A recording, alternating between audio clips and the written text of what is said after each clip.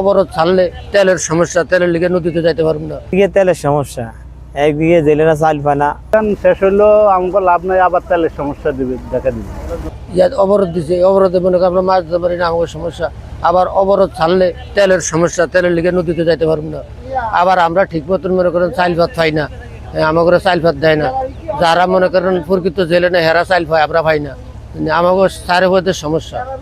দিকে তেলের সমস্যা, একদিকে জেলেরা চাল পায় না, চাল যদিও পায় তো নেতারা লাই খাইয়া। কথা বুঝছেন, তেলের সমস্যা, পেট্রোলের সমস্যা, এর অনেক গাঙ্গ দুগা থেকে মাছ হয়েছে, অভিযান দিয়া বয়ে রয়েছে, বিভিন্ন সমস্যা। কথা বুঝছেন, আমরা তো গরিব মানুষ, আমরা তো ফেটে দান্দা করে খাইতে হয়। মানে আমরা ওই চালটাও কি পাই না, চালটাও কি আইলেও কি নেতারা লইয়া যায় গিয়ে, যারা অরিজিনাল জেলে তারা পায় না, পাই গিয়ে আগলা মাইসে। কথা বুঝছেন, এই সমস্যা ভাই। হলো তেলের সমস্যা, আর দিকে হলো অভিযানের সমস্যা, আর দিকে আমরা চাল ডাল কিছুটাই পাইতেছি না। এই নিয়ে আমরা এই জীবনযাপন করছি।